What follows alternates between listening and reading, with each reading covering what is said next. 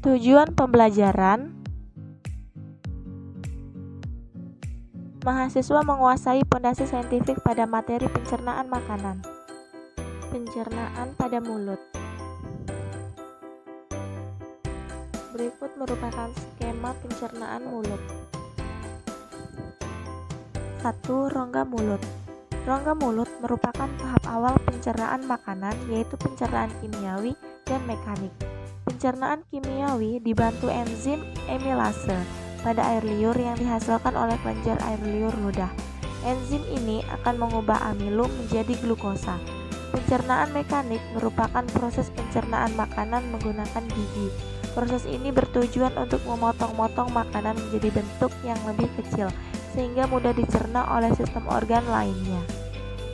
2. Faring kerongkongan merupakan rongga penghubung antara rongga mulut dengan esofagus. Melalui rongga ini, makanan akan masuk ke dalam esofagus untuk dibawa ke lambung. 3. Esofagus. Organ ini membantu pencernaan makanan dengan cara melakukan gerakan peristaltik ke arah lambung. Dengan demikian, makanan dapat terdorong menuju lambung untuk memasuki tahap pencernaan selanjutnya. Pencernaan kimiawi di mulut. Selain dicerna secara mekanik, makanan di mulut juga akan mengalami pencernaan kimiawi berkat air liur. Air liur mengandung enzim pencernaan yang memberi tanda bahwa pencernaan akan dimulai. Beberapa jenis enzim pencernaan kimiawi yang ada di rongga mulut termasuk lingualipase, yakni enzim yang bertugas untuk mencerna jenis lemak yang disebut trigliserida amilase saliva, yaitu enzim yang mencerna karbohidrat sebagai polisakarida.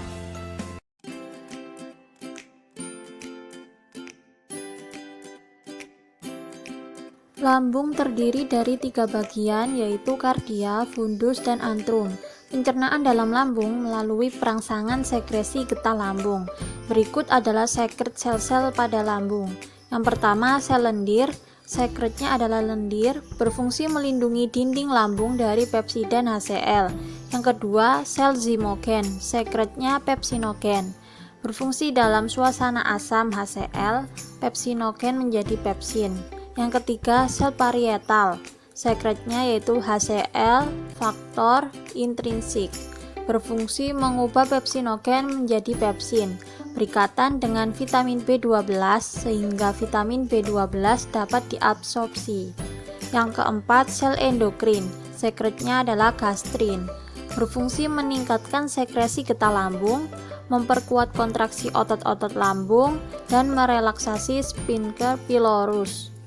Komposisi getah lambung pada kondisi normal berwarna jernih, kekuningan, mengandung asam sekitar 0,2-0,5% yang dihasilkan dari HCl dengan pH 1, mengandung 99% air, 1% zat padat, zat organik seperti HCl, NaCl, KCl, Ca per miligram fosfat, dan zat organik seperti musin, pepsin, lipase, dan renin. HCl dikeluarkan oleh sel parietal dalam lambung. Enzim amilase inaktif dengan adanya HCl pada pH 1. Beberapa fungsi dari asam klorida atau HCl pada lambung: yang pertama, mengaktifkan pepsinogen sehingga protein mudah dihidrolisis menjadi asam sulfat, asam asetat, glukosamin, dan glukoronat. Yang kedua, membunuh mikroorganisme yang masuk bersama makanan karena bersifat asam. Yang ketiga, melindungi sel mukosa lambung dari keaktifan pepsin. Di dalam lambung terdapat beberapa enzim. Yang pertama, enzim pepsin berfungsi mengubah protein menjadi pepton, protease, dan polipeptida. Yang kedua, enzim renin atau simosin berperan dalam proses koagulasi susu, berfungsi memecah kasein menjadi parakasein dengan bantuan Ca. Yang ketiga, enzim lipase menghidrolisis lemak menjadi asam lemak dan gliserol. Selanjutnya yaitu usus kosong atau jejunum. Usus kosong atau jejunum terletak di antara usus 12 jari dan usus penyerapan. Usus jejunum memiliki panjang 2,5 meter dan berfungsi mencerna lebih lanjut makanan yang telah dicerna oleh usus 12 jari.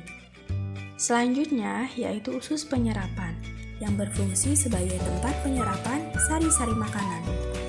Di seluruh ujung-ujung dindingnya terdapat pembuluh darah yang berfungsi untuk menyerap sari-sari makanan. Kemudian dialirkan melalui aliran darah dan dibagikan ke seluruh tubuh. Setelah itu berlanjut ke usus besar. Usus besar berfungsi menyerap cairan, vitamin, dan mineral dari sisa-sisa makanan yang telah diserap oleh usus halus. Nah, di dalam usus halus terdapat bakteri Escherichia coli atau E. coli yang dapat membantu proses pembusukan sisa makanan. Proses pembusukan makanan akan menghasilkan kotoran atau disebut dengan feses.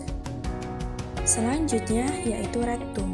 Rektum adalah bagian ujung dari usus besar yang berfungsi sebagai tempat penyimpanan feses sementara. Ketika rektum sudah terisi penuh dengan feses, maka saraf akan menyalurkan ke otak dan membuat kita ingin buang air besar. Selanjutnya yaitu anus. Anus adalah lubang di bawah pantat yang berfungsi sebagai tempat pengeluaran feses. Kesimpulan. Makanan yang masuk ke dalam tubuh akan dicerna oleh sistem pencernaan. Sistem pencernaan tubuh terdiri dari rongga mulut, faring, esofagus, lambung, usus halus dan usus besar, rektum, dan anus. Pada rongga mulut dan lambung terjadi pencernaan secara kimiawi dan mekanik. Pencernaan makanan juga dibantu oleh kelenjar ludah, empedu, dan getah pankreas.